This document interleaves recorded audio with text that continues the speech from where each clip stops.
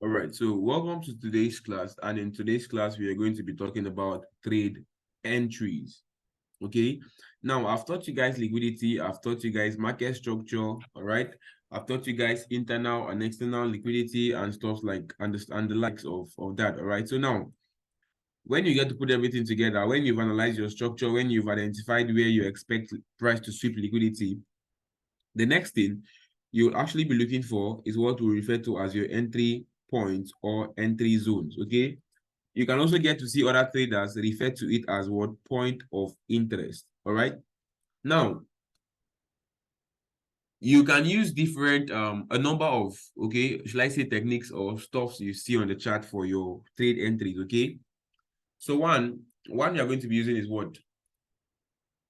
Order blocks. I'm going to give you the basic ones. All right, I'm not going to be giving you the very advanced one. All right, I'm just going to give you the basic ones. So the first is what? Order blocks. The second is what? Fair value gaps. Fair value gaps or imbalances, yeah, or imbalances, yeah. And then the third, sorry, fair value gap imbalances. Sorry for that. Yeah, fair value gap imbalances. Now the next, okay, I want to say transaction weeks, rejection blocks, but then all those stuffs are kind of advanced. And but then let's say breaker blocks. Okay, I want to teach you guys the breaker block approach. So now these are what we are going to be working with today. We might not be able to cover up everything, but then I will try my best to cover up everything in today's class. Yeah. Now the first are what? Order blocks. Now what is an order block? Okay, now you can simply say an order block is what? Is a change in the state of price delivery. Okay, so an order block is what? Is the change in the state of price delivery. Is the change in the state of price delivery. Okay, now when we say fair value gap, what are fair value gaps and imbalances? Now imbalances are what? They are basically inefficiencies in price. I'm going to show you the what is it called? I'm going to show you the practical example. Then breaker blocks. Breaker blocks, these are failed order blocks. All right. You can simply say breaker blocks are failed order blocks.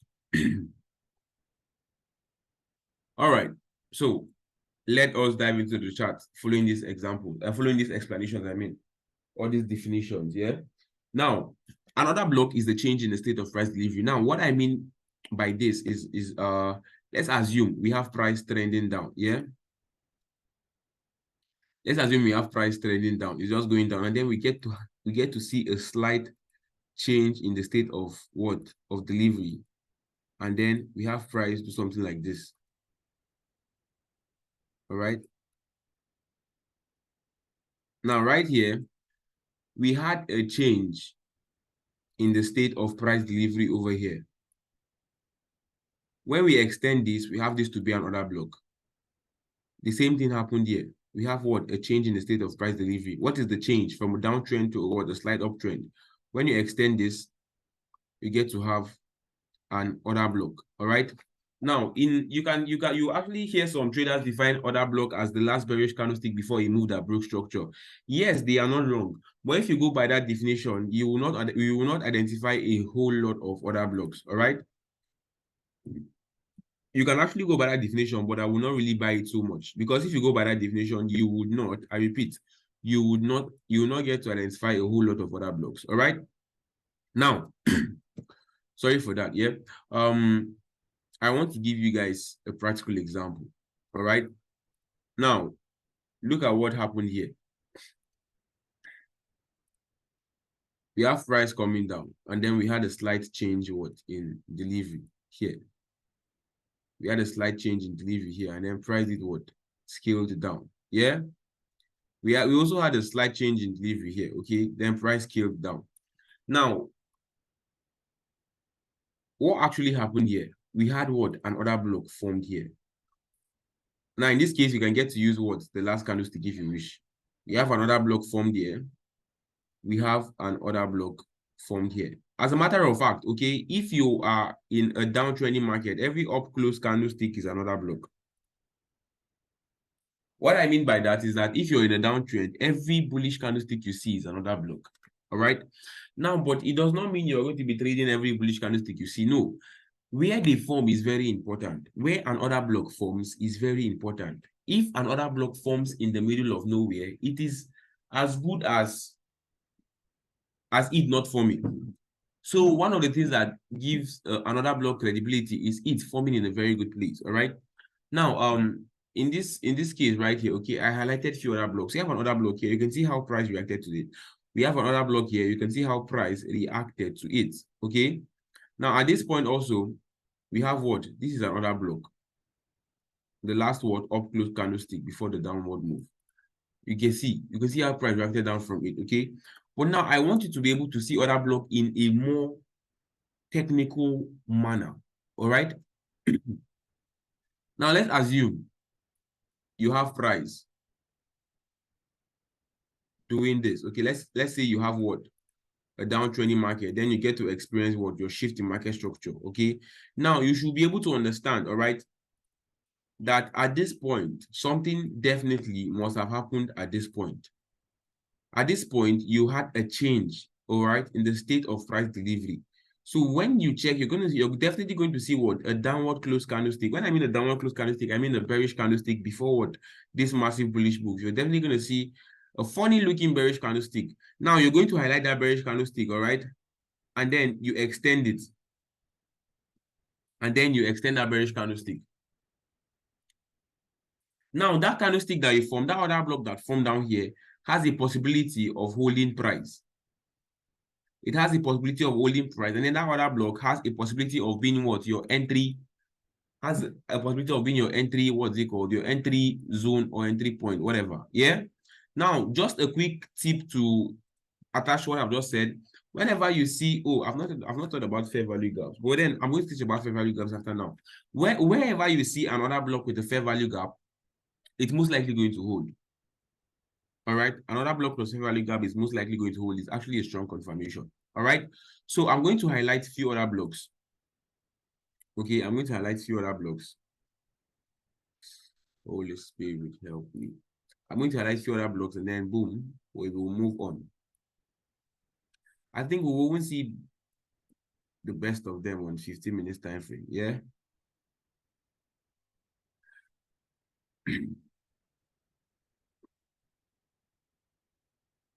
Now at this point, we have another block here. Let me make this a little bit more big. Let me even start from here. All right. Now look at what actually happened here. All right, we had price coming down. It did its whole blah blah blah here. Okay. Now at this point, we had what? A market structure shift here. I think I should just use this. At this point, we had what? A market structure shift here. Yeah. Now I taught you guys liquidity yesterday. We had what? Liquidity lying here. Now, what you're going to do is that you're going to look for what? Your point of interest, your entry zone. Now, in this case, I'm teaching you guys other blocks here. Now, if you looked closely and you said this was your other block, then you are right. All right. You see this downward candlestick, this downward close candlesticks. Now, this is your other block before this massive bullish move. These are the sellers that got trapped and then boom, massive bullish move. Now, when you get to extend this, it becomes your other block. You can see price did what? Grab sell side liquidity, tapped into your other block, and then boom, we had price do what? Scale up. All right. Now, at this point, price also formed what? Another block. Look at this downward bearish candlestick. This bearish candlestick to this bullish candlestick. If you get to highlight that now, and then you extend also, you can see how price reacted here. Now, we also have another order block here. All right.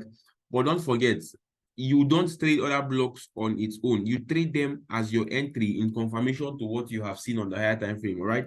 You trade them in confirmation to your bias, to the direction of market. All right. So you don't just come and say, oh, this is another block, and then you jump in and you buy or you sell. No, that is not how to trade other blocks. use your other blocks. Oh my God, am I recording this class? Okay, yes, I am. Now you use your other blocks as what? As entry confirmations. You don't just come in and just start looking for other blocks and start placing by yourself, blah, blah, blah. No, no, no. No, that is not how you trade other blocks. That is not how you trade other blocks. Now, at this point, okay, at this point, we have what? A break of structure right here. Break of structure right here, all right?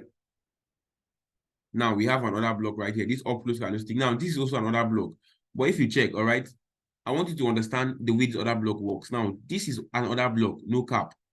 But if you look at the whole range, something is lying above the other block. That is what? Buy side liquidity. And we know something about liquidity that price will definitely come to grab it. So we have buy side liquidity line above here. And we know that definitely price will come to grab it. So it means that, okay, if price grabs buy side liquidity, we are also looking for price to sell from what? Another point of interest, which could be this other block at this point. So you highlight the other block, you extend it, and then you can see how price reacted to it and then sold from there. I don't know if I'm making sense. If you're with me, just send in some fire emoji into the chat box so I know you're with me. If you're with me, send in some fire emoji into the chat box so I know you are with me. Send in some fire emojis into the chat box. All right. Bartlumi is with me. Is it Bartlumi that is following? Okay, Jams is with me. Nice.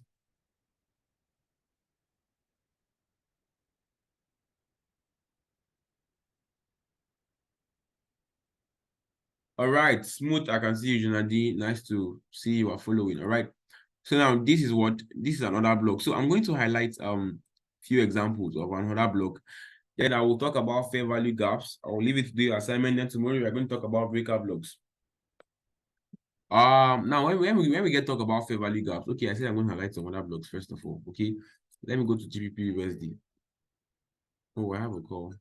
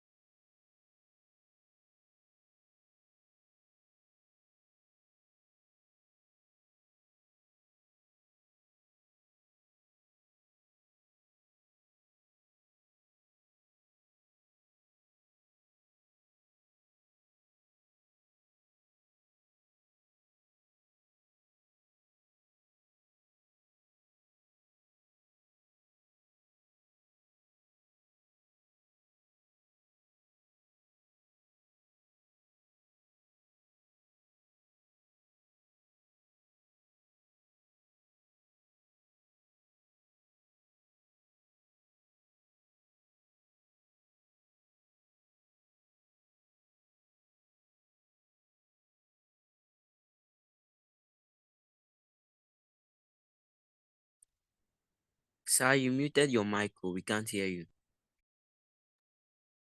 All right. Sorry, I said This is GBP USD, yeah? Now I said, looking at this point, okay, we have a change in state of price delivery right here. From a downward move to an upward move. That was a change in state of price delivery. Now, looking at the last bearish candlestick before that change in state of price delivery, you highlight it and then you extend it, and then you can see how price reacted to it down here. Yeah. Now, looking at or going into another example altogether, yeah, you get to see, okay, now we have a downward move right here. We have price going up, coming down, going up. I think I should zoom in so you're going to see that clearly. Let me just zoom in so you can see that clearly. Now, look at this down move, then the up move, then the down move, then the up move. Now, this downward movement right here is a change in state of price delivery. And if you get to extend it, all right, you're going to see it serving as what? An order block that pushed price up. Okay, so you can get to see other blocks everywhere on your chart, but you have to use them in line with your analysis. I believe that makes sense. Now, talking about imbalances, I told you that they are basically inefficiencies in price. Maybe I will still drop a couple YouTube links to the videos I made on imbalances, yeah, so that you can also go and watch and have more insights. All right. Now, whenever you get to see a candlestick form this way, all right, whenever you get to see a candlestick form this way, all right, whenever you get to see a candlestick form this way, all right, now you have your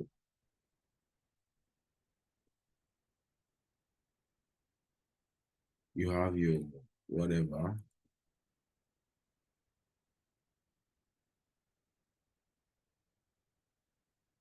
Now, let's say we have this.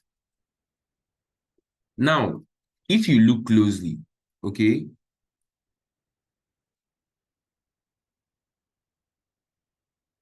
now if you look closely, you will see something amazing here. You will get to observe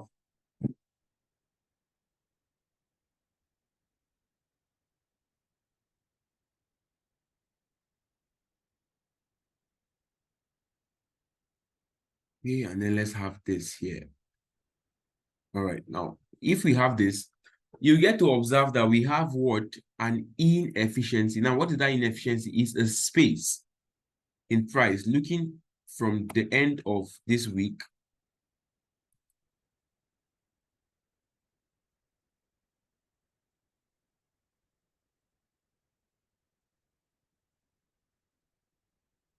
now. Let's say we have this. I don't know if this makes sense to you. You will notice that we have what? We have a gap in this candlestick. Now, this gap is as a result of this candlestick failing to sell down and close. Now, let's assume, all right, let's assume we had what this week? Yeah, let's assume we had what this week do something like this. Sorry, let's assume we had this week do something like this.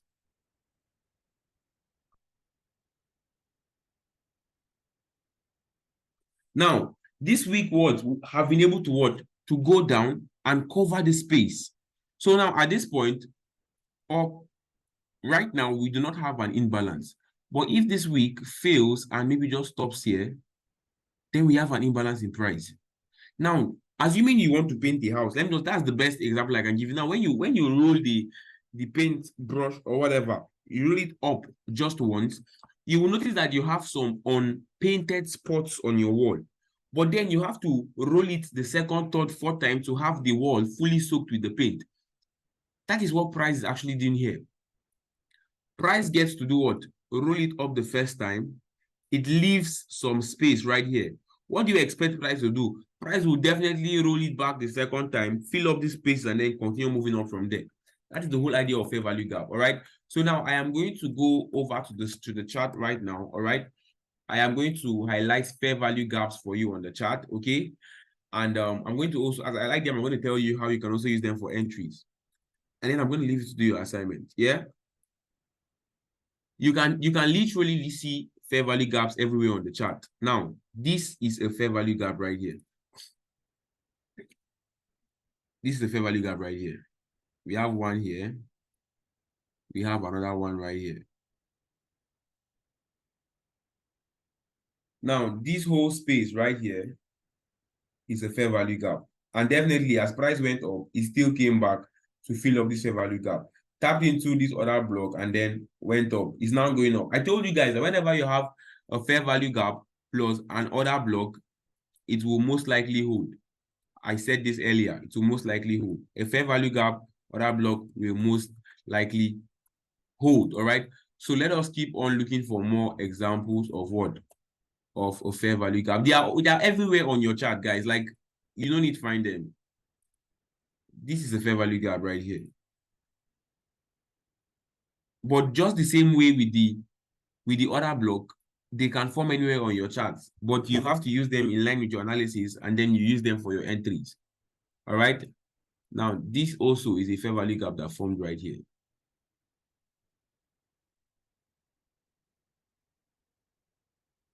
That's a fair value gap. Now, these fair value gaps can be used for entries.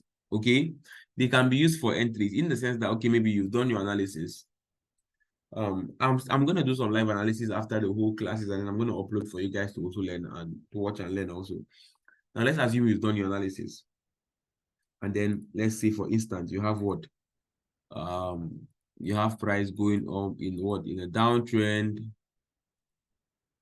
and then at this point you get to have something like this, yeah? A market structure shifts at this point. Now, on this retracement where you will go lower, all right? Now, this retracement, price can possibly sell from either, at this point here, price can possibly sell from either an order block or a fair value gap at this point here. So what you're going to do is you're going to be putting your short position at the opening of the fair value gap or the order block, and your stop loss above the swing high. Now, if I want to trade this point, okay, if I had wanted to trade this order block right here, okay, now in this case, this order block is big, it's wide, and this is 15 minutes time frame. So what I can do is I'm going to use my Fibonacci retracement tool, measure 50%. I'm going to send some threads for you guys to read also. I already dropped this information somewhere. Measure 50%, okay, put my entry here. My stop loss will be below the swing low, and then my take profit will be what? External liquidity. I already taught you guys this. All right.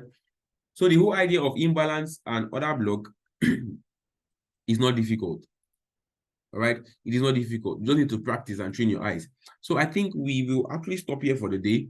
I will send some materials across, all right, for all of you to read and study for the night. All right. So I don't think there will be any questions because there will still be lots of studies for you guys to make. So the assignment is, when you're done, highlight other blocks and imbalances on your chart. Okay. Now, don't just highlight them anyhow. Highlight the ones that actually served as an entry for a good trade. All right. Then you put it in form of PDF as usual and send to the group, and I'm going to go through them. So I think we are done for the night. Have an amazing night, everybody. I will see you in my next class. And Bartolome, you message me to send the materials. All right. So have an amazing night, everyone. It's Shooter King Wesley, and I'm signing out. Good night. Sir, excuse me. Yeah, go on. Okay. Sorry. The video of yesterday's class, we didn't see it in the Google Cloud. Some of us needed to revise. I'll upload it tonight. All right. The video on liquidity. Yeah. Yeah, Bartholomew uploaded